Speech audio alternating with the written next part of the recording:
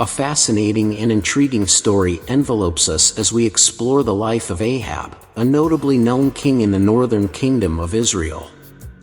Let's talk about his life, his reign, and the choices that made his story a true mix of power and conflict. But before we dive deeply into this intriguing narrative, don't forget to subscribe to our channel and turn on notifications to make sure you don't miss any of our fascinating stories. Ahab, a name that resonates with a mix of power and notorious infamy, sat on the throne of the northern kingdom of Israel around the year 874 BC, succeeding his father Omri. His reign, which lasted until 853 BC, is celebrated not for prosperity or peace, but for the malevolence and religious conflict that defined his rule. Ahab's story provides us with a mirror that reflects the complicated and sometimes catastrophic consequences of alliances and personal choices. Ahab's wife, Jezebel, a Phoenician princess and daughter of King Ibal of Tyre, played a crucial role in his narrative. Jezebel not only brought with her a political link, but also the worship of the god Baal, profoundly altering the religious landscape of the kingdom. Jezebel's passion for her faith resulted in a fierce persecution of the prophets of Jehovah, the deity that had until then been venerated in Israel. This royal couple, while firmly holding the reins of power, were not exactly the portrait of a marriage built on love and mutual respect. Jezebel, who with her influence and unyielding will was able to intertwine her Baal worship into Israeli culture, was described as a woman of iron determination, and in many ways, a cunning but morally corrupt leader. Her name, which means without cohabitation, or single, perhaps hints that her marriage to Ahab was not so much a link of hearts, but rather a strategic union. Ahab, on the other hand, was a man whose decisions brought ruin upon his reign and his legacy. Despite biblical warnings and examples of past kings, he chose the path of idolatry, flagrantly disobeying Jehovah's mandates. In fact, the biblical account in the first book of Kings details that Ahab did evil in the eyes of Jehovah more than all those who were before him. His deviation from the faith of his ancestors and the brutal persecution of Jehovah's prophets overshadowed his reign with violence and chaos. In this complex mix of power, religion, and morality, the story of Ahab and Jezebel reveals to us how personal and political decisions can weave a plot that resonates through history, marking their legacy with a warning note about the pitfalls of power and the importance of moral and spiritual integrity. Ahab's story offers us more than a simple account. It offers us a window into human drama in its rawest forms and a reflection on how our personal decisions and desires can color our lives and the lives of those around us. Ahab's idolatry not only persisted but intensified, and this deviation from the native faith was a trigger for discord and conflicts in his reign, particularly with the prophet Elijah. Elijah, a man of unwavering faith, stood in stark contrast to Ahab and his appetite for idolatry. In one of their first encounters, recorded in the first book of Kings, Elijah communicates to Ahab a disheartening news, a drought that would extend over the years, only to be broken by his word.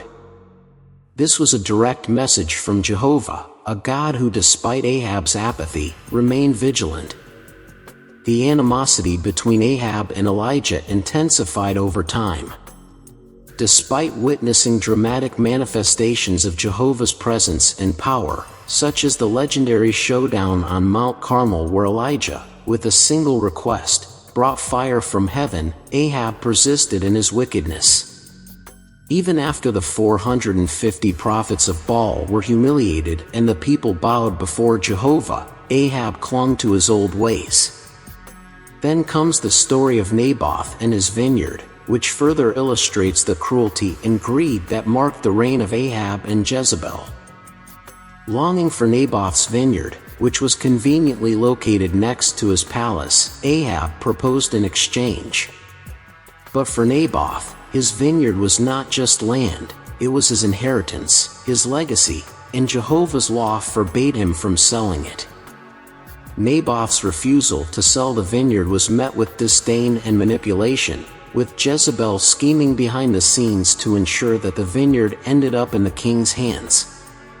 Ahab, far from being a mere spectator, allowed this Machiavellian plot to unfold, leading to the unjust death of Naboth.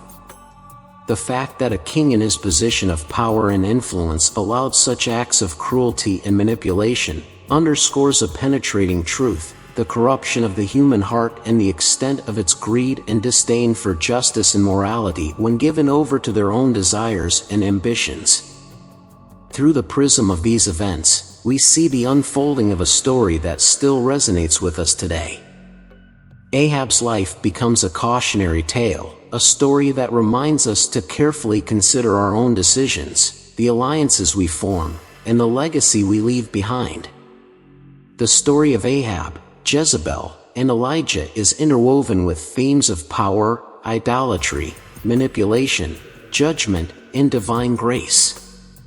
The narrative of these biblical characters not only invites us to explore the historical and cultural aspects of a past era, but also provokes us to reflect on how our own decisions, relationships, and behaviors affect our lives and the lives of those around us.